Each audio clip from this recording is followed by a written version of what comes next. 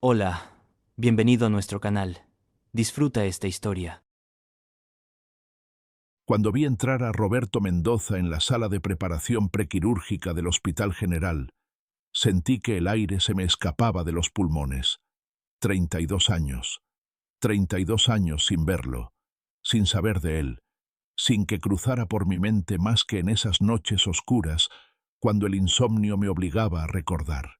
Y ahora estaba ahí, a menos de 5 metros de donde yo estaba sentada en esa silla de plástico verde junto a la ventana.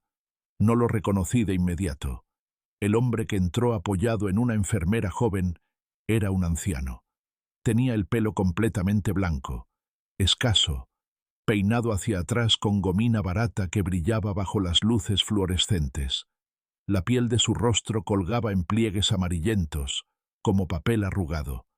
Los ojos, esos ojos que una vez me miraron con algo parecido al cariño, ahora eran dos pozos hundidos, rodeados de ojeras moradas. Arrastraba los pies calzados en pantuflas de hospital, como si cada paso le costara toda su voluntad.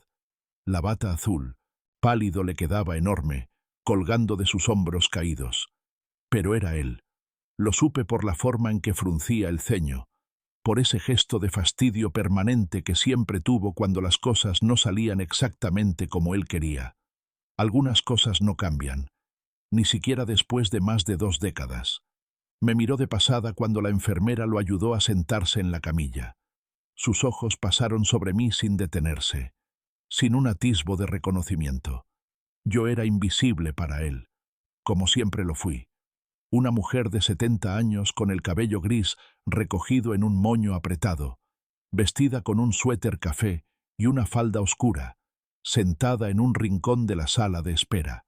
Nada memorable, nada que mereciera una segunda mirada. La verdad es que yo tampoco soy la misma. La Mariana que él conoció tenía 38 años, cabello castaño largo hasta la cintura, manos suaves que nunca habían conocido el cloro ni la lejía. Esa Mariana usaba perfume barato pero que olía bonito. Se pintaba los labios de rosa pálido. Soñaba con tener una familia. Esta Mariana tiene las manos ásperas y manchadas por años de lavar pisos ajenos, arrugas profundas alrededor de los ojos, canas que ya no se molesta en cubrir. Esta Mariana dejó de soñar hace mucho tiempo y aprendió a vivir en la realidad. La enfermera le acomodó la almohada detrás de la espalda. Él tosió, una tos seca que le hacía temblar todo el cuerpo. Vi cómo se llevaba la mano al pecho, cómo cerraba los ojos con fuerza esperando que pasara el dolor. ¿Ya llegó el cardiólogo?, preguntó con voz ronca cuando pudo hablar. Me dijeron que era el mejor, que había estudiado en Estados Unidos. El cirujano cardiovascular está terminando de revisar sus estudios, señor Mendoza, respondió la enfermera con esa paciencia profesional que tienen quienes trabajan con enfermos difíciles. Llegará en unos minutos. Necesita estar tranquilo. La operación es compleja y es importante que no se altere. Roberto asintió y dejó caer la cabeza sobre la almohada. Respiraba con dificultad, con un silbido en el pecho que se escuchaba desde donde yo estaba. Cerró los ojos. La enfermera revisó los cables del monitor conectado a su pecho, anotó algo en el expediente que colgaba al pie de la cama y salió de la sala dejándonos solos. Yo seguí ahí, sentada en mi silla del rincón, observándolo. No sé cuánto tiempo pasó. 5 minutos. 10. El reloj de pared marcaba las 11:15 de la mañana. Afuera, por la ventana, se veía el cielo gris de marzo, amenazando lluvia. El ruido del tráfico llegaba amortiguado, mezclado con el pitido constante de los monitores y el murmullo de voces en el pasillo.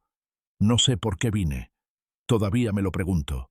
Cuando mi prima Estela me llamó hace 3 días para contarme que había visto a Roberto en su edificio, que estaba muy enfermo, que lo iban a operar del corazón en el Hospital General, algo dentro de mí se movió. No fue nostalgia. Dios sabe que no fue amor. Quizás fue curiosidad. Quizás necesitaba cerrar ese capítulo de mi vida que había quedado abierto como una herida mal curada. Quizás quería ver con mis propios ojos ¿En qué se había convertido el hombre que me dejó sola con un bebé de 5 días en los brazos? O quizás, en el fondo, quería que me viera, que supiera quién soy ahora, que supiera en qué se convirtió el hijo que rechazó. Pero él no me vio, ni siquiera me miró 2 veces. Estela me había dado todos los detalles. Roberto vivía solo en un cuarto de azotea en el edificio donde ella renta un departamento. Un cuarto de 4 por 4 metros con baño compartido, paredes de ladrillo sin pintar, una ventana pequeña que daba a un muro. Pagaba 2.000 pesos al mes. Trabajaba haciendo mandados para una tlapalería, cargando bultos de cemento, barriendo. Ganaba lo justo para comer y pagar la renta. No tenía familia, no tenía amigos. La dueña del edificio fue quien lo llevó al hospital cuando se desmayó subiendo las escaleras. ¡Qué vueltas da la vida! El hombre que una vez me echó de su casa porque yo no tenía derecho a nada, ahora vivía en un cuarto más pequeño que la covacha donde crié a mi hijo. El hombre que presumía de tener su propio negocio, ahora barría pisos ajenos. El hombre que me abandonó porque nuestro hijo no era perfecto, ahora dependía de la caridad de una casera para no morir solo en un hospital público. No sentí satisfacción, no sentí venganza, solo sentí un cansancio profundo, como si hubiera cargado algo muy pesado durante muchos años y finalmente pudiera dejarlo caer. Conocí a Roberto cuando tenía 38 años y trabajaba como secretaria en la ferretería San José, en el centro de la ciudad. Era un trabajo sencillo, mal pagado, pero estable. Atendía el mostrador, hacía facturas a mano en ese libro de copias con papel carbón, contestaba el teléfono, ordenaba la mercancía pequeña. Mi jefe, don Aurelio, era un señor mayor que me trataba bien, me pagaba puntual cada 15 días y me daba permiso cuando necesitaba ir al doctor. Roberto era vendedor de refacciones automotrices. Tenía un local pequeño en la colonia Guerrero y venía a la ferretería 2 o 3 veces por semana a comprar tornillos, tuercas, rondanas, cables, cosas pequeñas que necesitaba para su negocio. Siempre llegaba por la tarde, después de las 4, cuando ya había menos gente. Siempre sonreía. Siempre tenía algo amable que decir. La primera vez que me habló de algo más que trabajo fue un martes de agosto. Hacía un calor insoportable. El ventilador del techo apenas movía el aire pesado que olía a metal y aceite. Yo estaba sola en el mostrador, sudando en mi blusa blanca que ya no lucía tan blanca después de 8 horas de trabajo. «Qué bonita te ves hoy, Mariana», me dijo mientras yo le envolvía un paquete de tornillos. «Ese color te queda perfecto». Era mentira. Mi blusa era del mismo blanco grisáceo de siempre. Yo tenía el pelo pegado a la frente por el sudor, pero me hizo sentir bien. Hacía mucho tiempo que nadie me decía algo así. Empezó a venir más seguido. A veces compraba cosas que no necesitaba, solo para conversar. Me preguntaba cómo estaba, qué había hecho el fin de semana, si me gustaba el cine. Yo le contestaba con monosílabos al principio. Había aprendido a ser cautelosa. Acababa de salir de una relación de 5 años con Ernesto, un contador que me prometió matrimonio cada cumpleaños, cada Navidad, cada año nuevo, pero nunca cumplió. El próximo año, Mariana, cuando tenga el dinero suficiente, cuando termine de pagar el carro, cuando mi mamá se sienta mejor. 5 años esperando.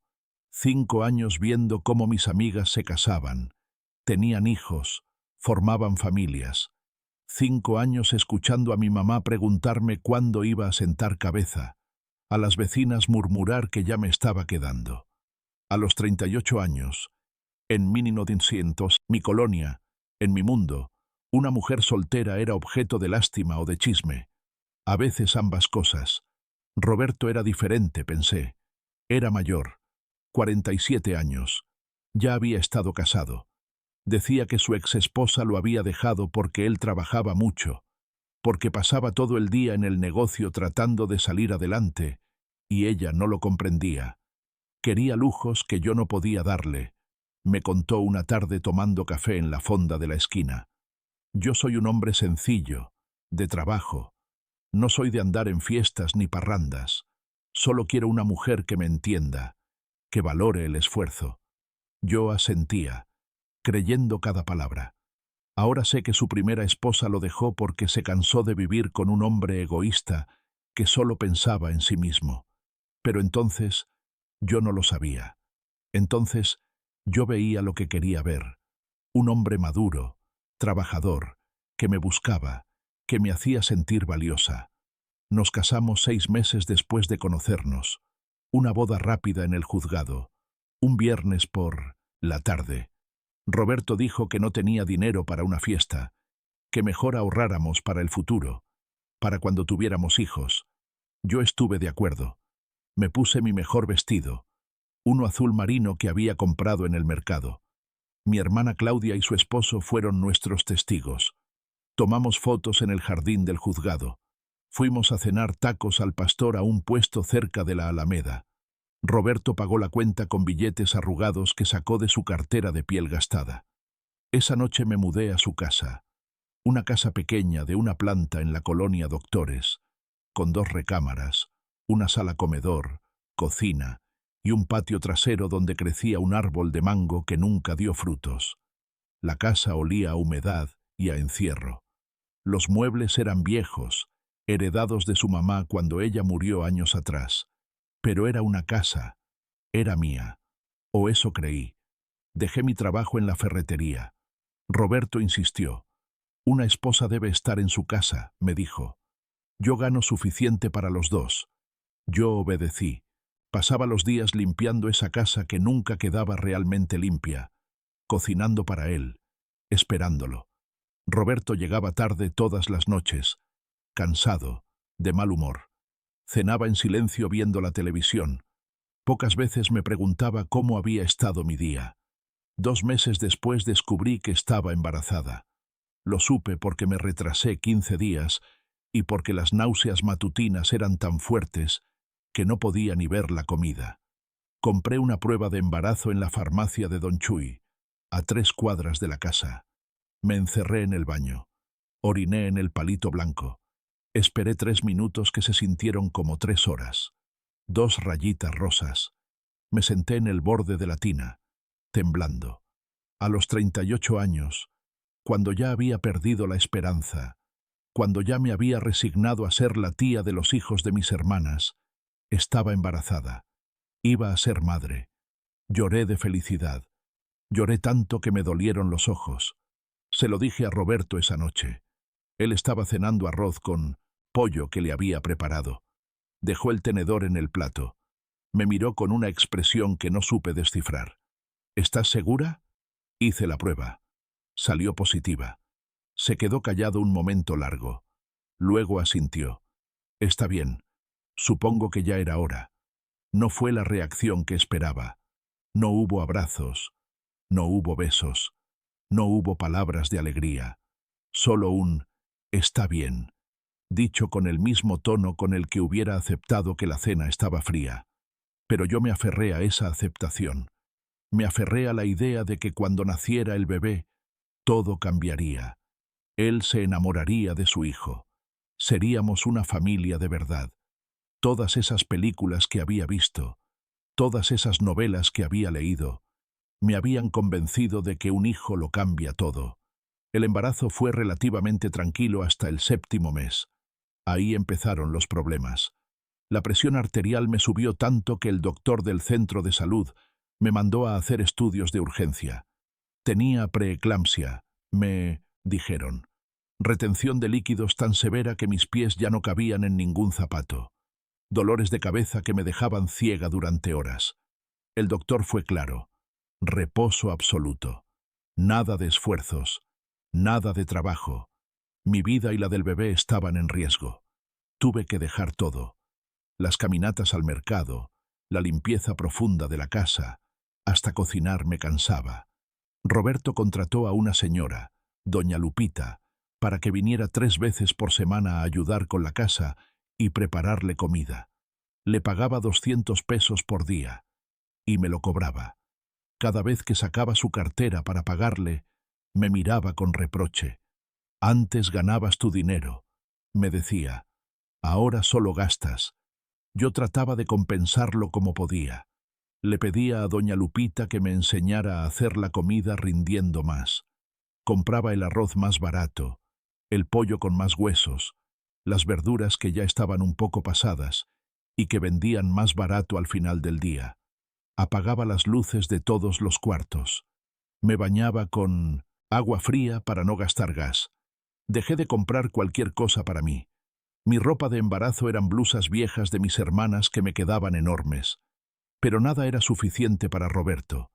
Siempre había un reproche, una mirada de disgusto, un comentario hiriente. El gas se acabó otra vez. La luz viene muy cara. ¿Para qué compras tanta leche? Yo me disculpaba. Prometía gastar menos. Trataba de ser invisible, de no molestar, de no ser una carga. El bebé nació 2 semanas antes de lo previsto. Fue un domingo de madrugada. Me desperté con un dolor en la espalda baja que pensé que eran las molestias normales del embarazo. Pero el dolor no se iba. Se hacía más fuerte, más frecuente. A las 5 de la mañana rompí fuente. El líquido tibio empapó el colchón, las sábanas. Desperté a Roberto sacudiéndolo con fuerza. «Ya viene el bebé», le dije, tratando de controlar el pánico en mi voz. Él gruñó. Se dio la vuelta. «¿Ahorita? ¿No puede esperar? Roberto, por favor. Tenemos que ir al hospital». Se levantó malhumorado, vistiéndose con movimientos lentos. Tardó 20 minutos en estar listo. Otros 10 en sacar el carro de la cochera. Llegamos al hospital materno-infantil a las 6:30 de la mañana. Para entonces, las contracciones venían cada 3 minutos y yo apenas podía caminar. Me revisó una enfermera que parecía tener 18 años. Dictaminó que tenía 8 centímetros de dilatación. Me llevaron en silla de ruedas a la sala de labor. Un cuarto largo con 6 camas separadas por cortinas delgadas. Había 4 mujeres más, todas quejándose, todas gritando. El olor a desinfectante y a sangre era tan fuerte que me daban náuseas. Roberto se quedó en la sala de espera. «Aquí no puedo hacer nada», dijo antes de irse. El parto duró 19 horas. 19 horas en las que creí que me iba a morir. 19 horas de un dolor tan intenso que perdí la noción del tiempo. Las enfermeras iban y venían atendiendo a todas las mujeres al mismo tiempo.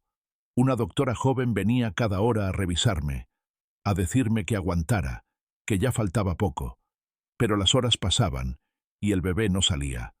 Finalmente, a la 1 de la mañana del lunes, me llevaron a la sala de partos. Roberto apareció entonces, con cara de sueño y fastidio. Una enfermera le dio una bata verde y lo dejó pasar. Cuando finalmente escuché el llanto de mi hijo, sentí que todo el dolor, todo el sufrimiento, todo valía la pena.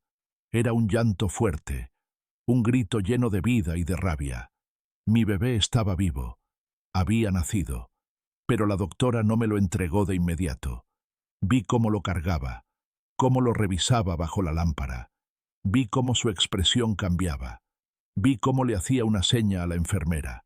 Vi cómo Roberto se acercaba, miraba al bebé y retrocedía como si hubiera visto algo horrible. La doctora se acercó a mí con el bebé envuelto en una manta celeste. Tenía una expresión seria, profesional, pero con algo de lástima en los ojos.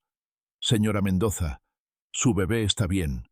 Es un varón sano, 3 kilos 200 gramos, pero nació con una condición. Tiene labio y paladar hendido bilateral. Es una malformación congénita que afecta el labio superior y el paladar. Se puede corregir con cirugías, varias cirugías a lo largo de los primeros años, pero es un tratamiento largo y no pude escuchar el resto. Roberto había salido de la sala dando un portazo tan fuerte que hizo temblar las paredes. La enfermera me trajo a mi hijo. Lo puso en mis brazos. Yo lo miré. Tenía los ojos cerrados, hinchados por el parto, las manos perfectas, con deditos que ya intentaban agarrar, los pies diminutos. Y sí, Tenía una abertura en el labio superior que se extendía hacia la nariz, dividiendo su carita. Podía ver parte de sus encías, de su paladar. Pero era hermoso, era perfecto, era mío. Lo llamé Daniel, como mi padre que había muerto cuando yo tenía 15 años. Roberto no volvió al hospital esa primera noche. Yo me quedé sola en la sala de maternidad, en una cama de metal con sábanas ásperas que olían a cloro, con Daniel dormido en una cunita de plástico transparente junto a mí. Las otras 4 mujeres en la sala tenían visitas, esposos que traían flores de plástico compradas en el puesto de afuera, madres y suegras que discutían sobre cómo bañar al bebé, hermanas que tomaban fotos con cámaras desechables. Yo solo tenía el silencio y el llanto intermitente de mi hijo cuando tenía hambre. Una enfermera me enseñó cómo amamantarlo. Era más difícil de lo que había imaginado. Daniel no podía succionar bien por la abertura en su paladar. La leche se le salía por la nariz. Tosía, se ahogaba, lloraba de frustración. Yo también lloraba, sintiendo que fallaba en lo único que se suponía que debía hacer: alimentar a mi bebé. Tiene que usar un biberón especial, me explicó la enfermera, una señora mayor de manos suaves y voz cansada, con un chupón más largo que llegue hasta atrás de la abertura. Va a tardar más en comer, va a necesitar más paciencia, pero va a poder alimentarse bien. Me trajo uno de esos biberones. Me mostró cómo colocar a Daniel en una posición más vertical, cómo ir despacio, cómo sacarle el aire cada 5 minutos para que no se llenara de gases. Me tomó casi 1 hora darle 2 onzas de leche, pero lo logré. Lo vi tragar, lo vi quedarse satisfecho, lo vi dormir. Roberto apareció al segundo día, al mediodía. Entró a la sala con las manos en los bolsillos, sin flores, sin globos, sin nada.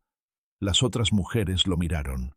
Yo vi cómo sus esposos los miraban también, con esa complicidad masculina que no necesita palabras. Todos sabíamos lo que estaba pasando. Se quedó parado al pie de mi cama. No se acercó a la cunita. No me preguntó cómo estaba. Solo dijo: «Vine a traerte esto». Me extendió un sobre manila. Adentro había 500 pesos en billetes, arrugados, y una nota escrita a mano en su letra apretada: «Para los gastos del hospital. No tengo más». «¿Y después qué?», le pregunté, sosteniendo el sobre con manos que temblaban. «Después tú verás. Yo no voy a criar a ese niño. Es tu hijo, Roberto. Es nuestro hijo». «No». Su voz era firme, fría, como si estuviera rechazando un producto defectuoso en una tienda. Yo quería un hijo normal, sano, no esto. Los doctores dicen que con cirugías. ¿Con cuánto dinero, Mariana? ¿Tú sabes cuánto cuestan esas operaciones? ¿Quién va a pagar? ¿Tú? No tienes trabajo, no tienes nada, y yo no voy a gastar mi dinero en eso. Las otras mujeres en la sala fingían no escuchar, pero el silencio era tan denso que sabía que cada palabra llegaba a sus oídos. Sentí la vergüenza quemarme las mejillas, pero también sentí algo más fuerte: rabia. Una rabia profunda que nacía en el centro de mi pecho y se extendía hasta las puntas de mis dedos. «Entonces vete», le dije, mirándolo a los ojos por primera vez desde que había entrado. «Vete y no vuelvas». Él asintió, como si hubiera estado esperando mi permiso. «Tienes 2 semanas para sacar tus cosas de la casa. Después voy a cambiar la cerradura». Se dio la vuelta y se fue. No miró hacia atrás.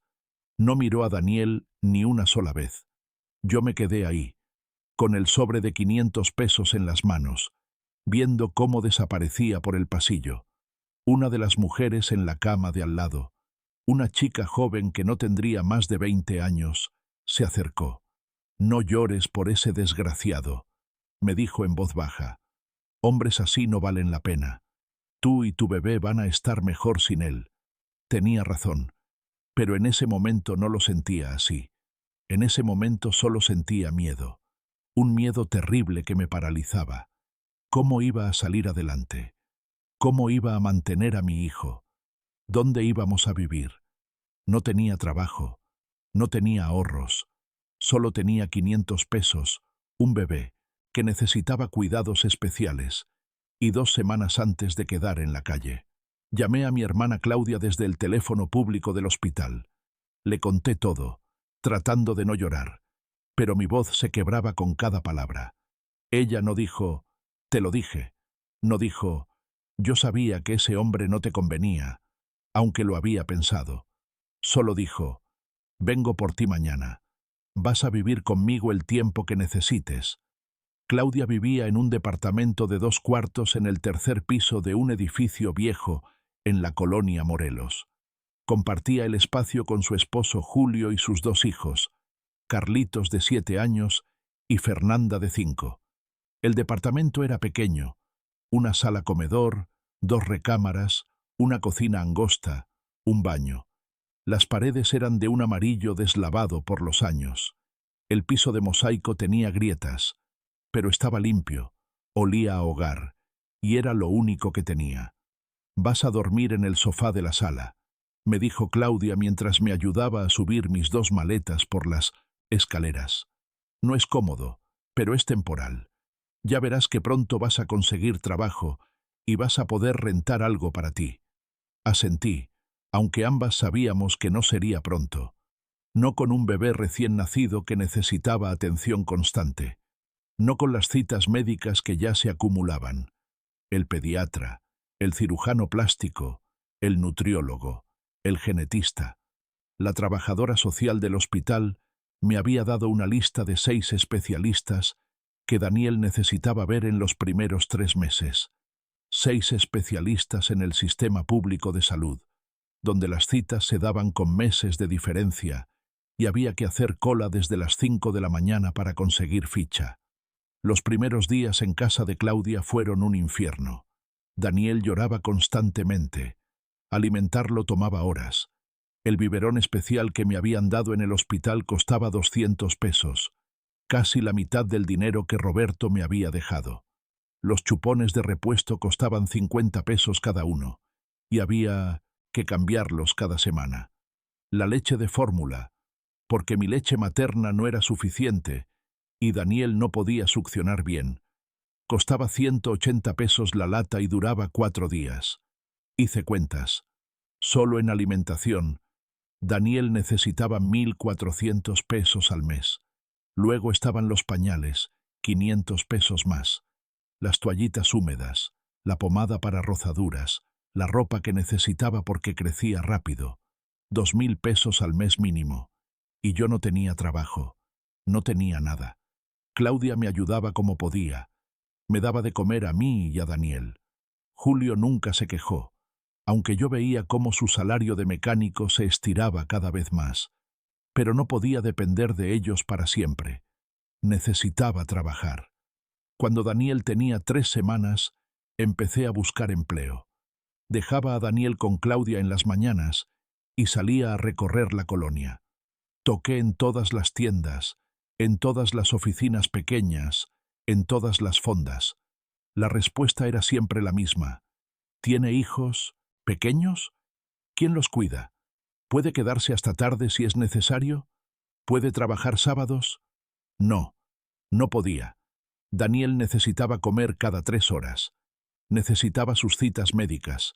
Necesitaba a su madre. Lo siento, me decían. Buscamos a alguien sin compromisos. Después de 2 semanas sin resultados, mi cuñado Julio me sugirió algo. Mi prima Rosario trabaja limpiando casas, me dijo una noche durante la cena.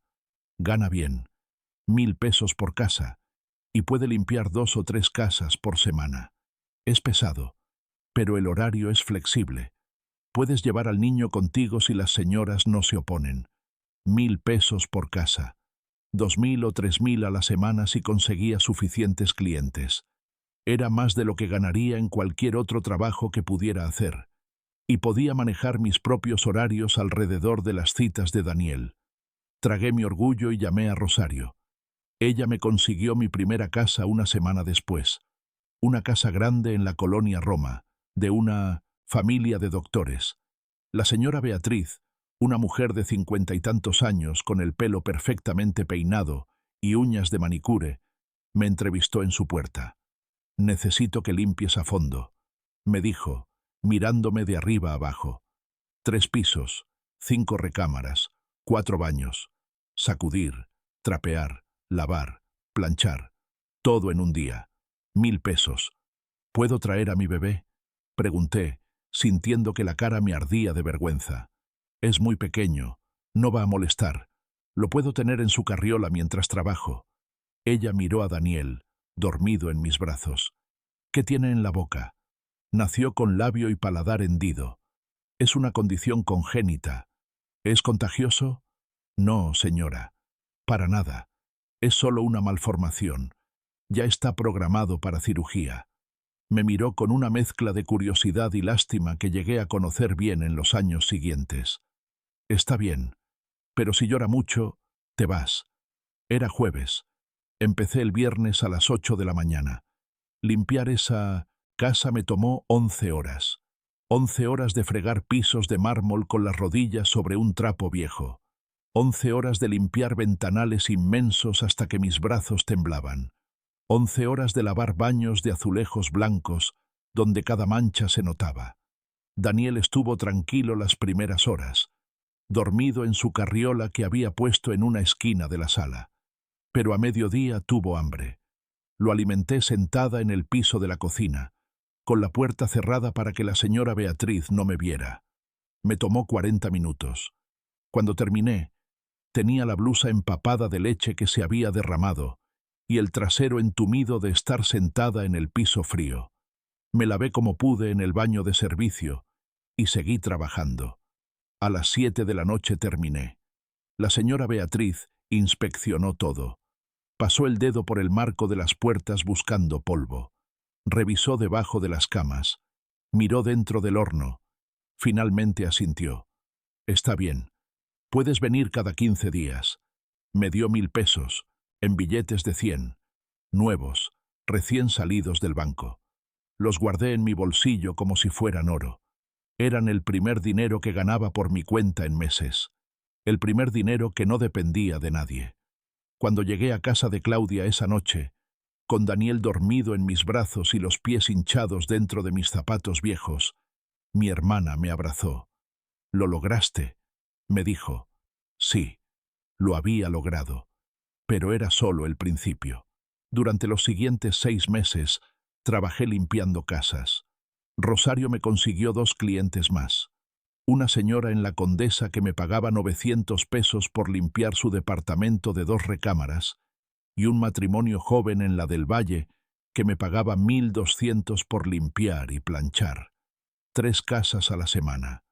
3100 pesos. Suficiente para pagarle a Claudia por la comida y los servicios, para comprar lo que Daniel necesitaba y para ahorrar algo. Daniel cumplió 3 meses, luego 6. Las citas médicas se acumulaban. El cirujano plástico nos vio por fin después de 4 meses de espera. Era un doctor joven, con lentes y una sonrisa amable. «Daniel va a necesitar su primera cirugía a los 3 meses», explicó, mostrándonos un diagrama en su consultorio. «Vamos a cerrar el labio. Es una cirugía relativamente sencilla, pero requiere anestesia general. Después, a los 9 meses o al año, haremos la segunda cirugía para cerrar el paladar.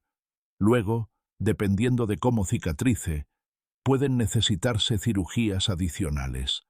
Injertos óseos cuando sea mayor. Posiblemente ortodoncia. Cirugía ortognática en la adolescencia si hay problemas con la mandíbula».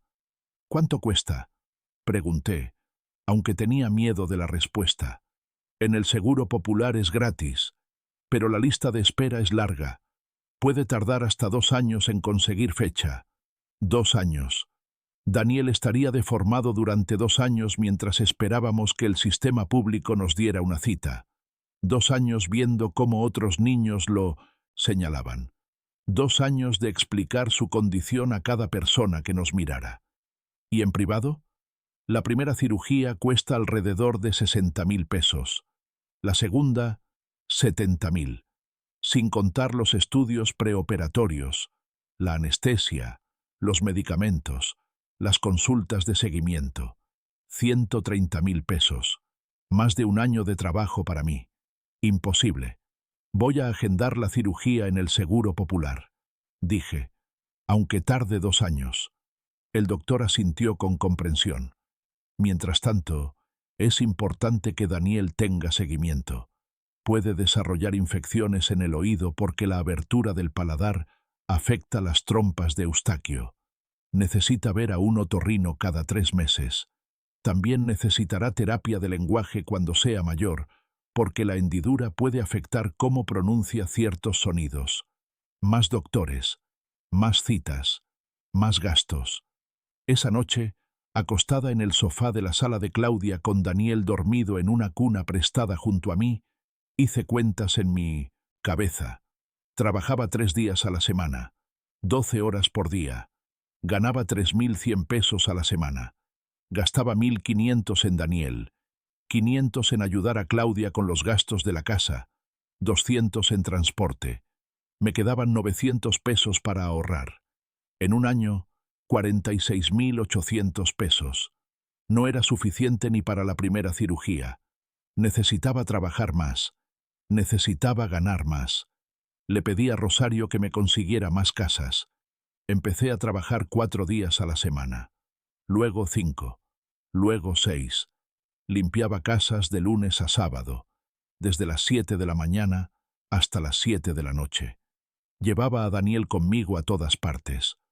Compré una carriola usada más resistente en el tianguis, de esas que tienen una canasta abajo para guardar mis productos de limpieza. Daniel se acostumbró a dormir mientras yo trabajaba, al ruido de la aspiradora, al olor del cloro, al movimiento constante de su carriola siendo empujada de cuarto en cuarto. Las señoras para las que trabajaba se acostumbraron a nosotros. Algunas eran amables. Me daban de comer, me regalaban ropa que sus hijos ya no usaban. Me preguntaban cómo iba Daniel. Otras solo me veían como la sirvienta. Me llamaban muchacha, aunque yo tenía casi 40 años. Me revisaban el trabajo con lupa.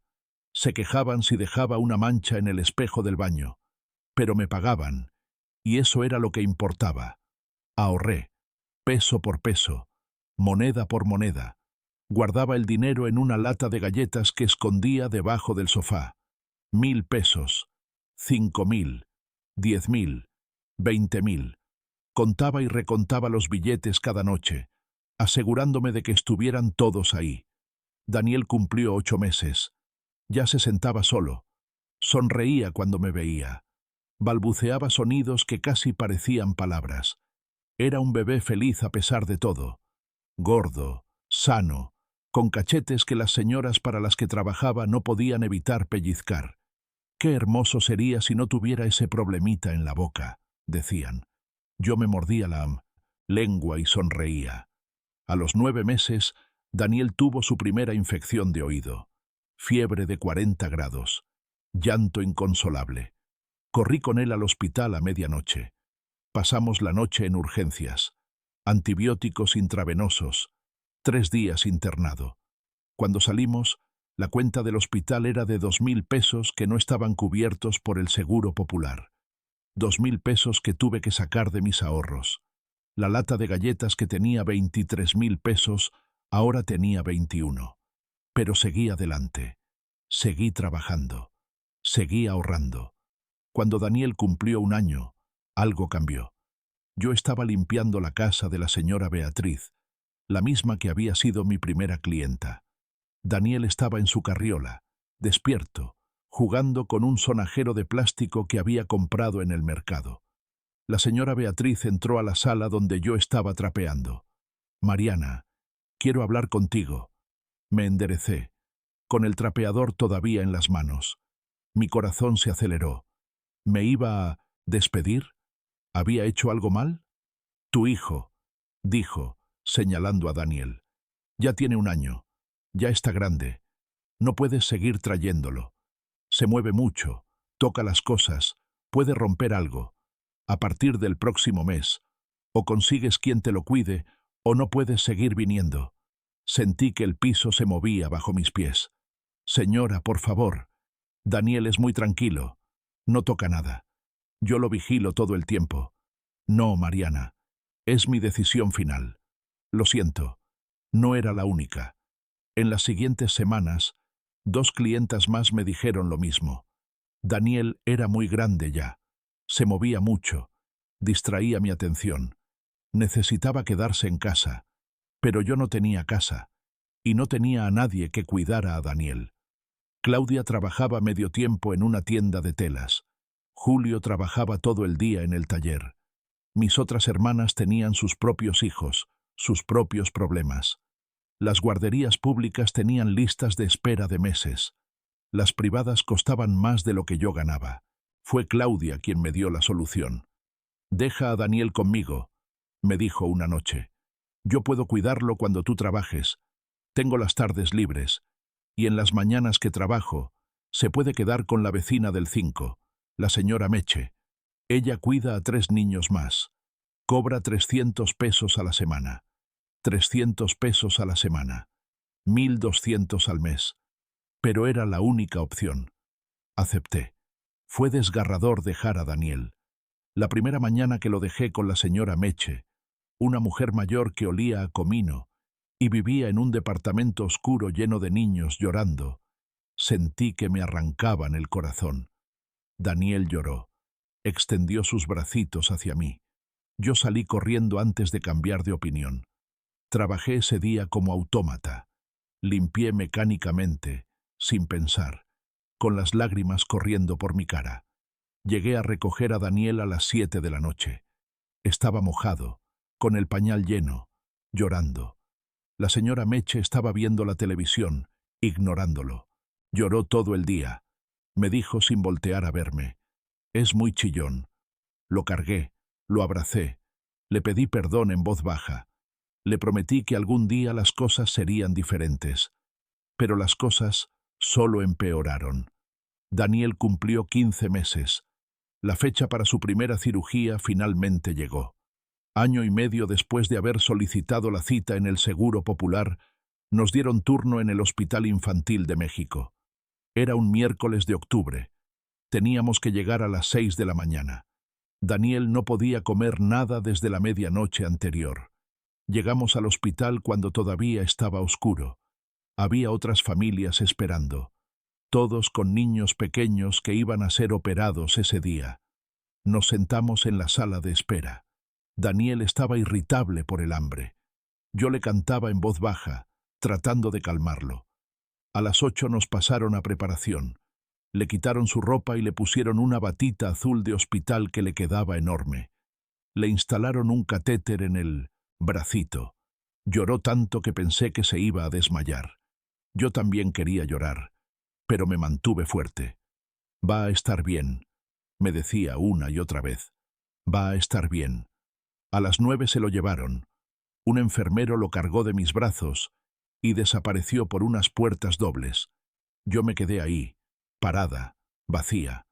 Claudia, que había venido conmigo, me abrazó.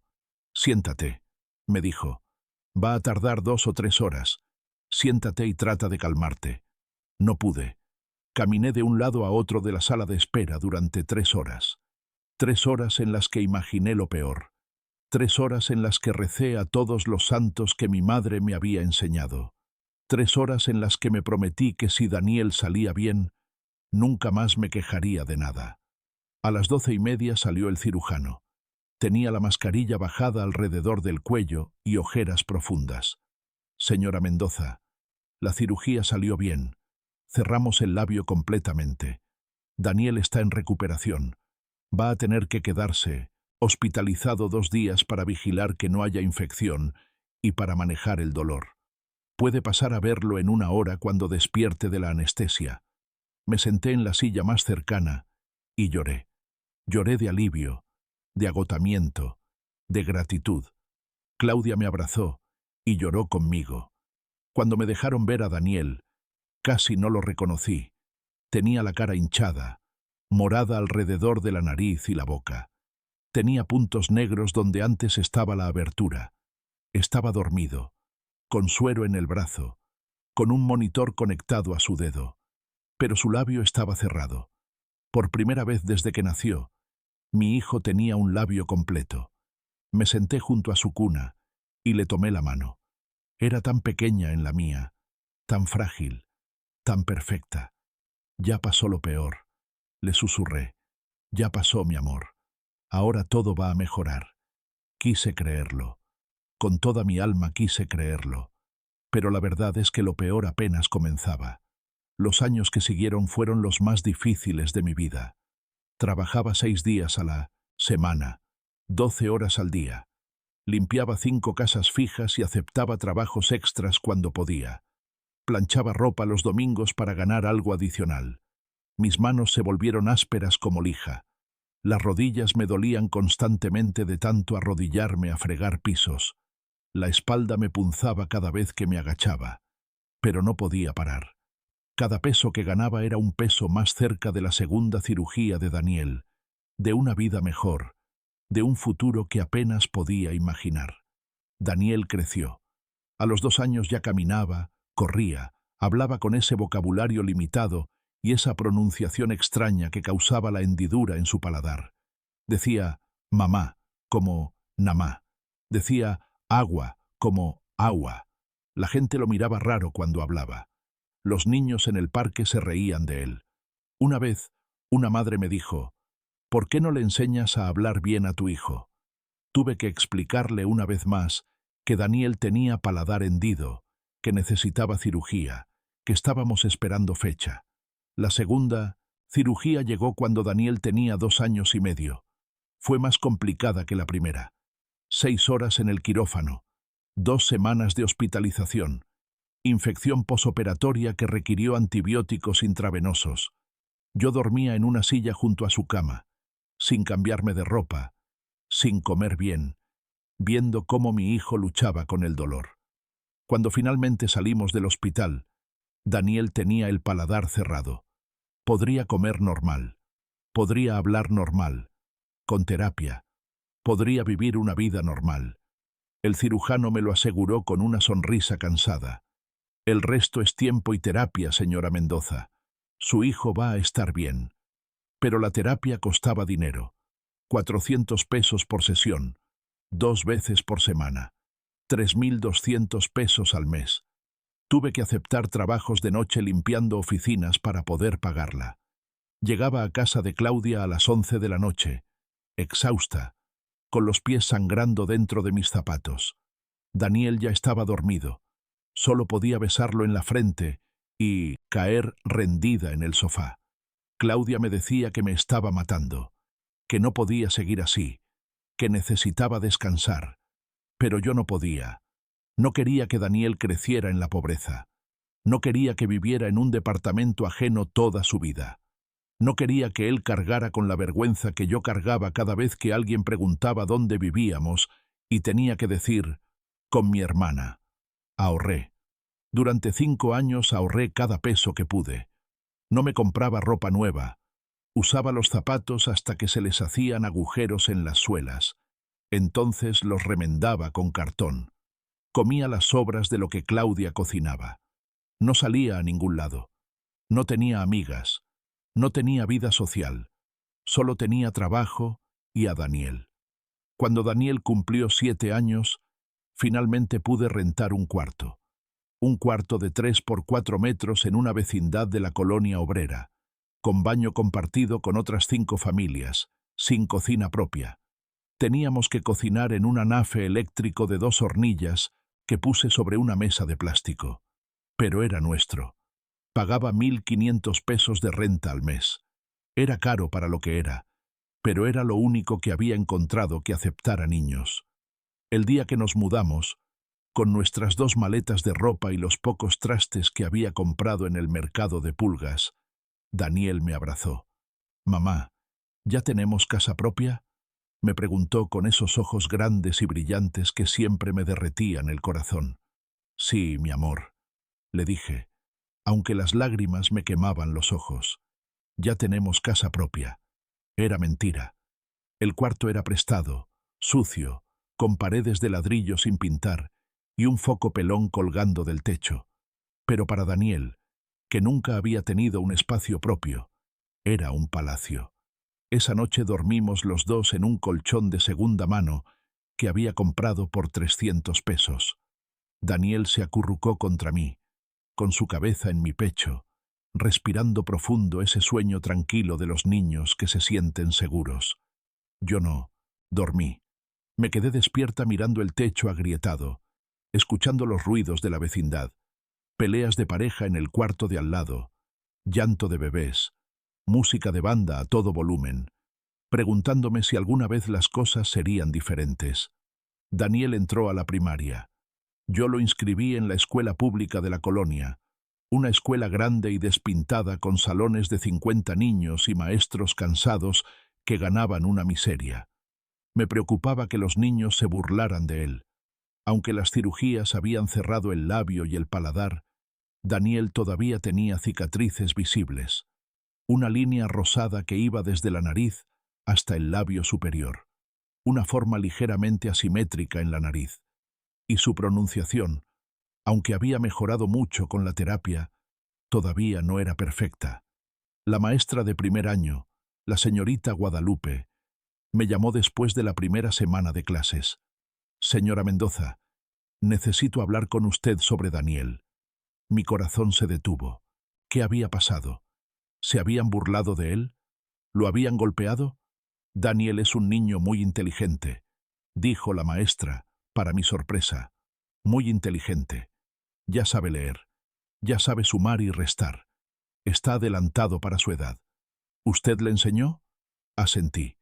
Cada noche, después de trabajar, me sentaba con Daniel en ese colchón que servía de cama, sofá y comedor, y le enseñaba. Le enseñé las letras con un abecedario viejo que había comprado en el tianguis. Le enseñé los números dibujándolos en un cuaderno barato. Le enseñé a leer con revistas viejas que la señora Beatriz me regalaba. Era lo único que podía darle. No podía darle juguetes caros, ni ropa de marca, ni vacaciones en la playa. Pero podía darle educación. Daniel tiene potencial, continuó la maestra. Con el apoyo adecuado, puede llegar muy lejos. Quiero que considere inscribirlo en las clases extras de matemáticas y lectura que ofrecemos por las tardes. Son gratuitas.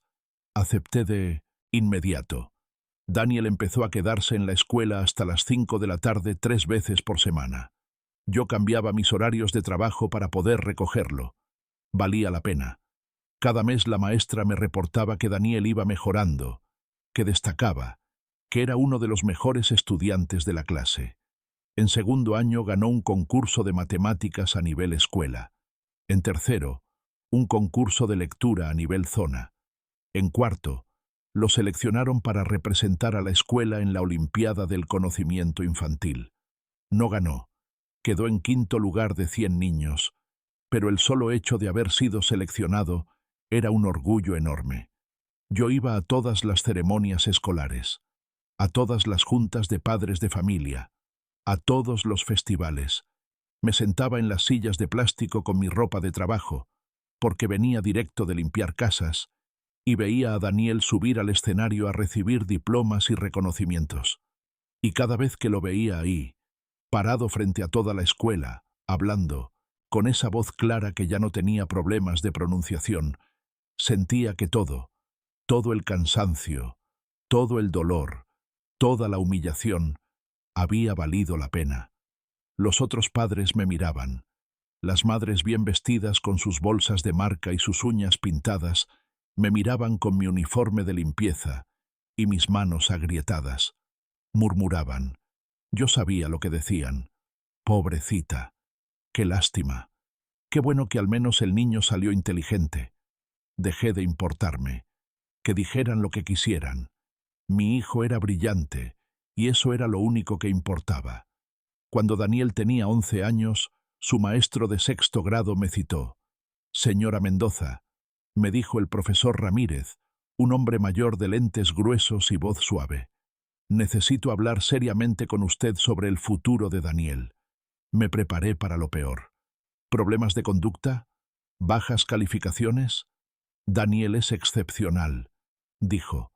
No solo es el mejor alumno de sexto año, es el mejor alumno que he tenido en mis 30 años de enseñanza. Tiene una capacidad de razonamiento y análisis que rara vez veo en niños de su edad. Y tiene una dedicación, una disciplina, que es admirable. Pausó. Me miró fijamente. Daniel necesita estudiar en una secundaria que pueda desafiar su intelecto.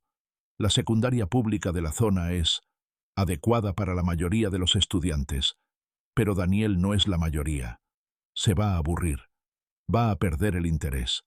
He visto pasar a muchos niños brillantes que se pierden en el sistema porque no reciben el estímulo adecuado. ¿Qué me sugiere?, pregunté, aunque ya sabía la respuesta y me aterraba. Hay una secundaria federal en la Colonia del Valle. Es pública, pero muy competitiva. Solo aceptan a los mejores estudiantes de cada escuela primaria. Tienen laboratorios, biblioteca, profesores especializados. Es el tipo de ambiente que Daniel necesita.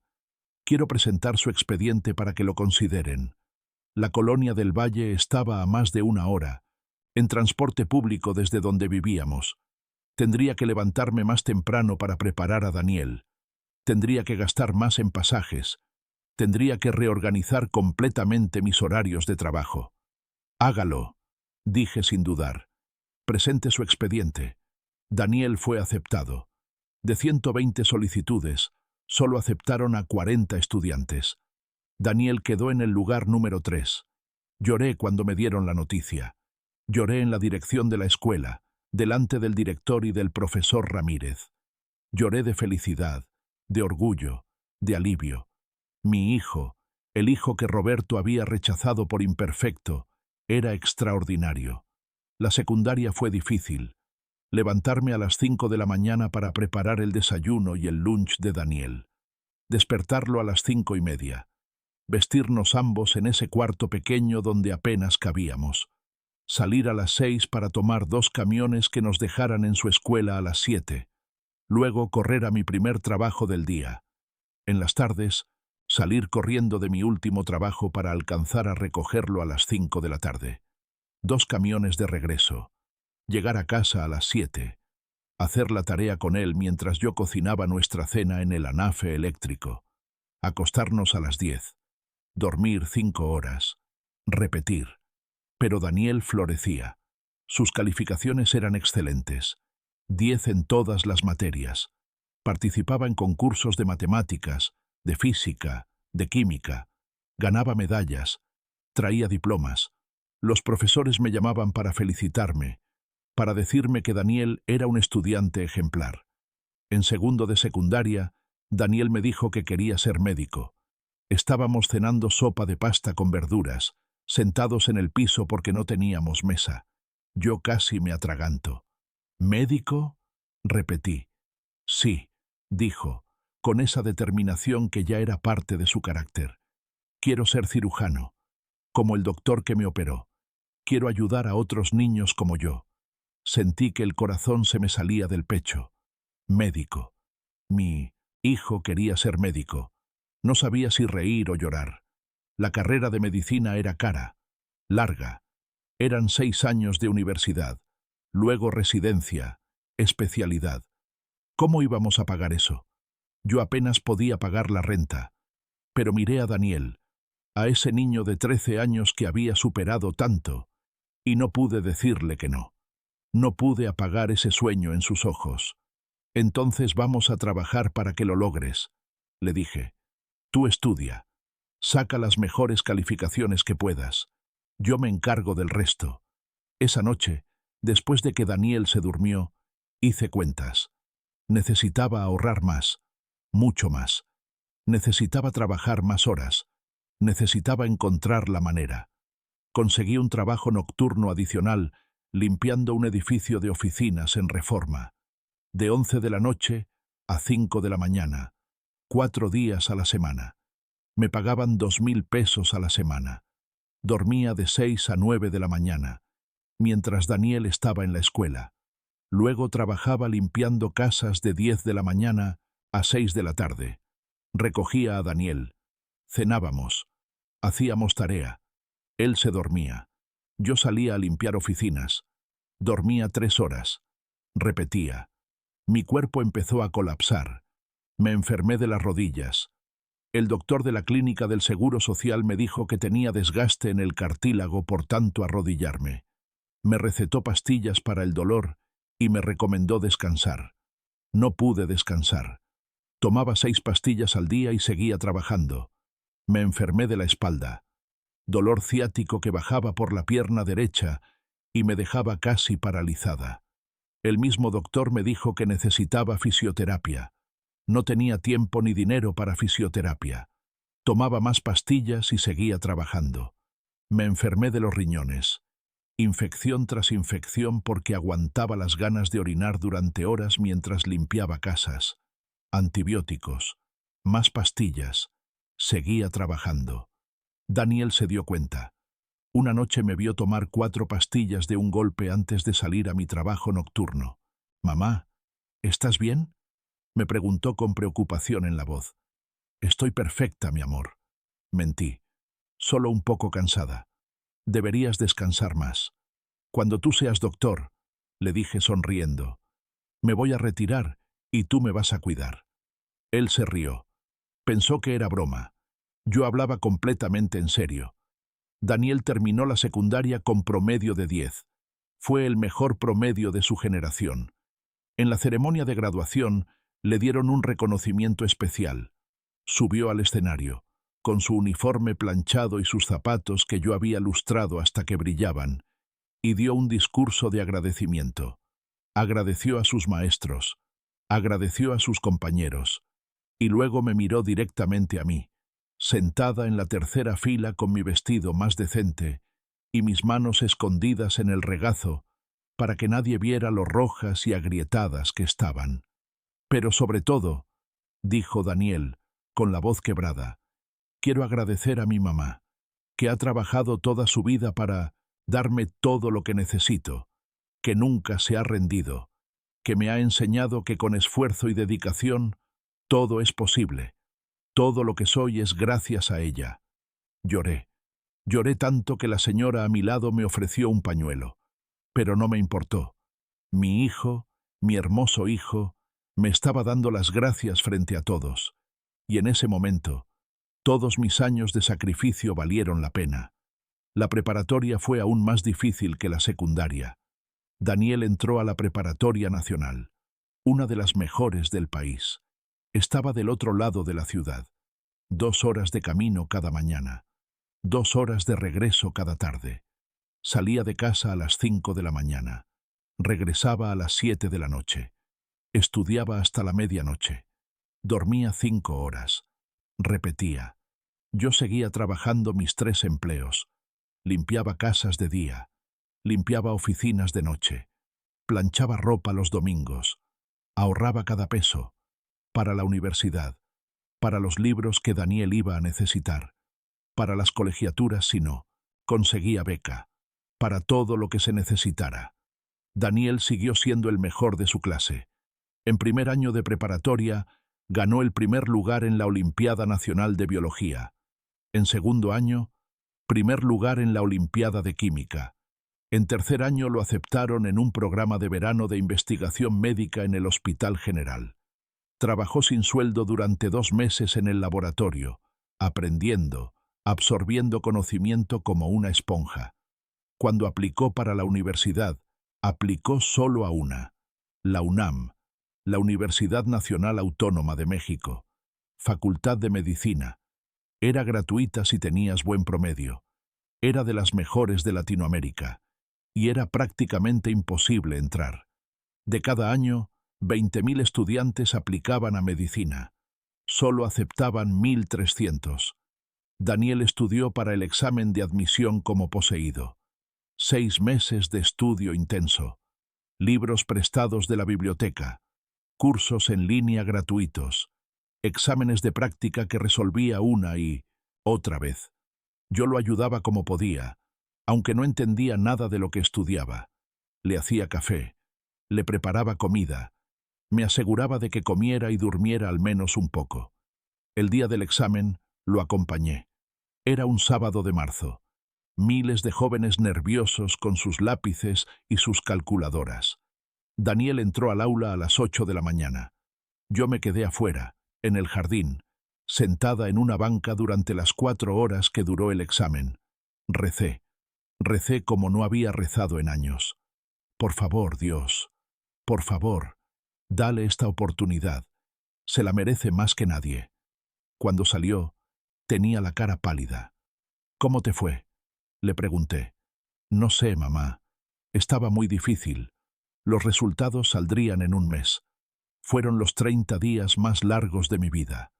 Cada día revisaba la página de Internet en el café Internet de la esquina, pagando 10 pesos por media hora, solo para ver si ya habían publicado la lista. Nada, nada, nada. Hasta que un jueves por la tarde, la lista apareció. Entré al café Internet temblando. Pagué mis 10 pesos. Abrí la página. Busqué el nombre de Daniel en la lista. Y ahí estaba. Mendoza Ruiz, Daniel. Aceptado. Facultad de Medicina. Grité. Grité tan fuerte que el dueño del café Internet se asustó. Grité y lloré y reí todo al mismo tiempo. La gente me miraba como si estuviera loca. No me importó. Mi hijo iba a ser médico. Corrí a casa. Llegué sin aliento, con el corazón latiéndome tan fuerte que pensé que se me saldría del pecho. Daniel estaba haciendo tarea. «¡Quedaste!», grité. «¡Quedaste en medicina!».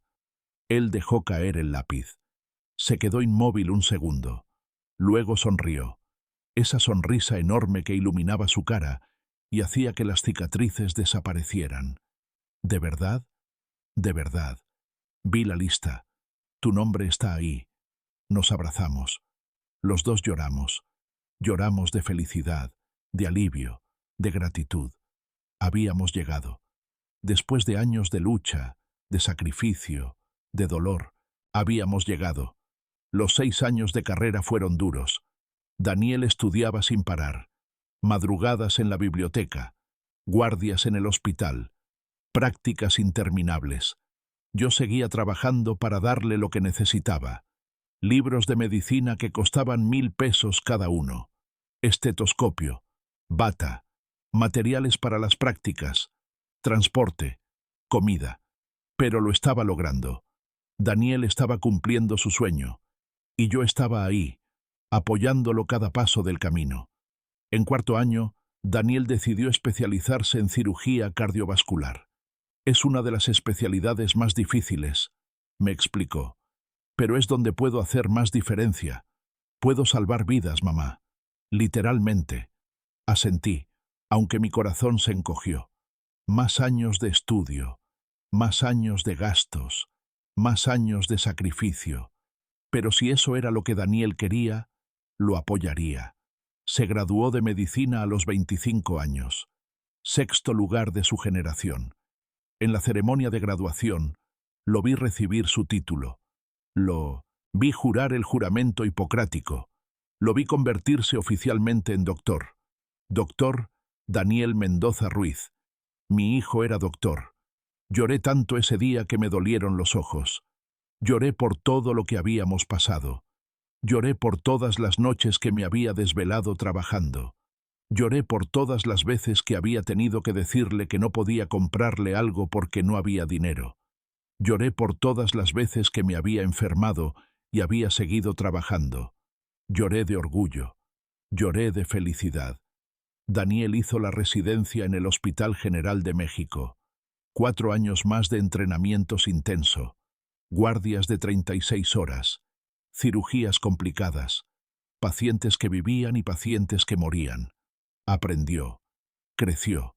Se convirtió en uno de los mejores residentes.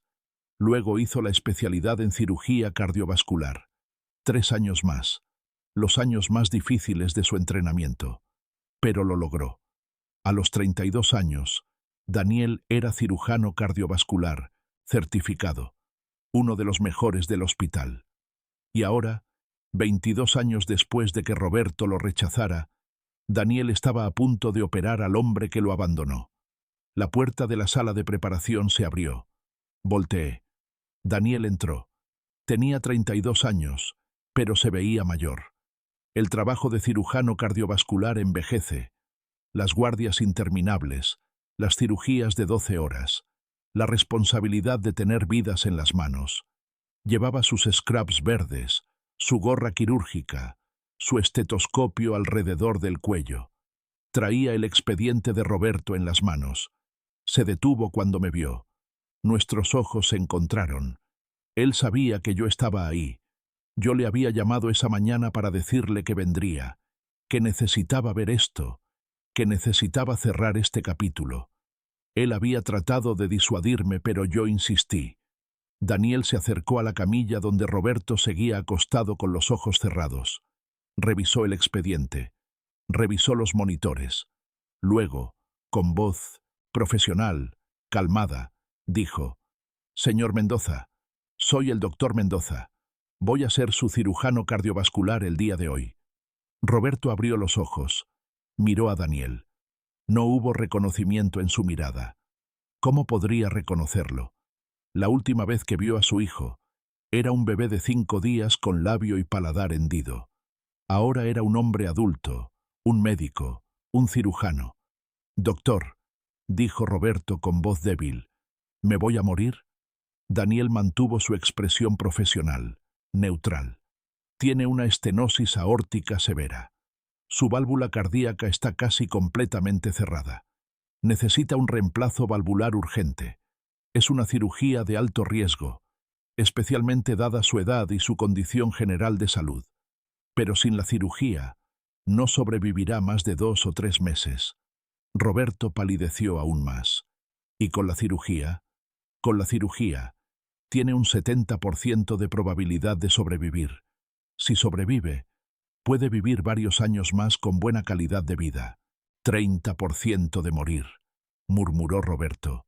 «No son buenas probabilidades. Son las únicas que tiene», respondió Daniel sin emoción. «La decisión es suya, pero necesito una respuesta ahora.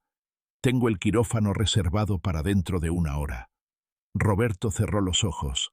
Respiró profundo. Ese silbido en el pecho cada vez más pronunciado. «Hágalo», dijo finalmente. «Opere». Daniel asintió. Hizo anotaciones en el expediente. Luego le explicó el procedimiento con ese lenguaje técnico que yo había aprendido a reconocer a través de los años.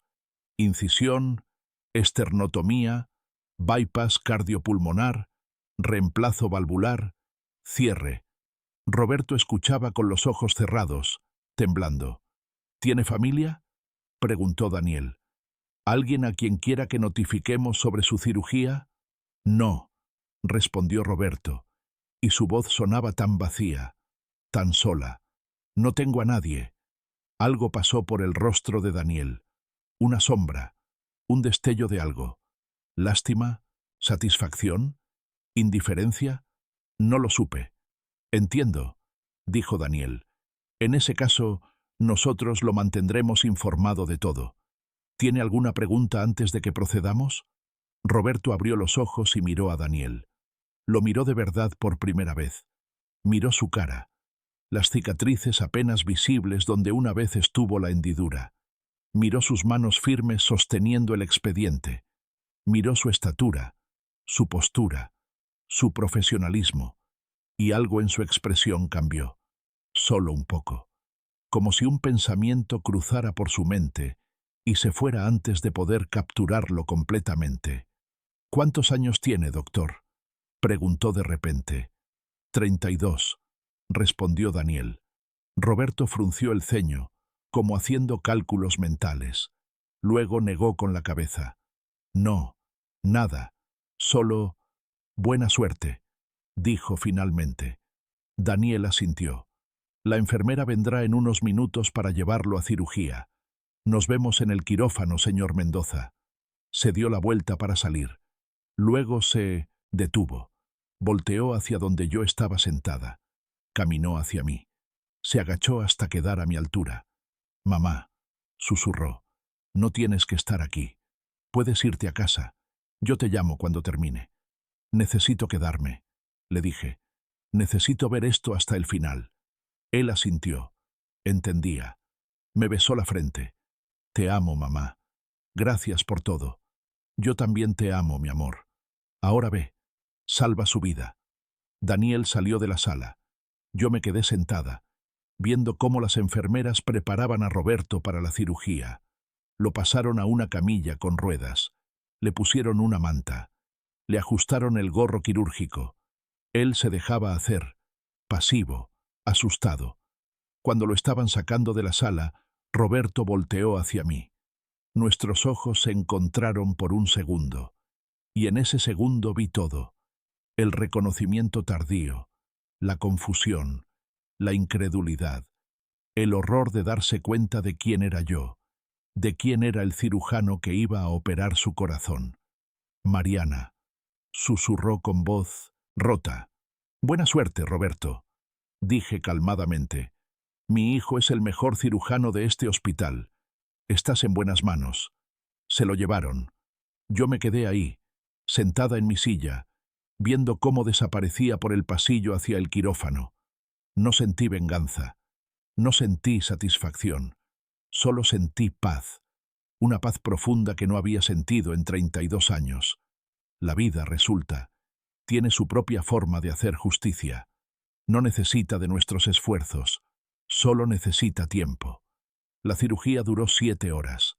Yo esperé en la sala de espera, tomando café malo de la máquina, viendo cómo las familias iban y venían. Daniel salió finalmente a las 8 de la noche. Traía la mascarilla bajada, ojeras profundas, el cansancio marcado en cada línea de su rostro. «Sobrevivió», dijo.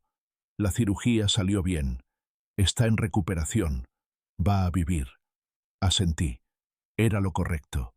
Era lo que debía ser. «Eres un buen hombre», le dije. «Mejor hombre de lo que él jamás fue». Daniel se sentó a mi lado. Apoyó la cabeza en mi hombro como cuando era niño. «¿Sabes qué es lo irónico, mamá?», dijo en voz baja. «Yo le salvé la vida.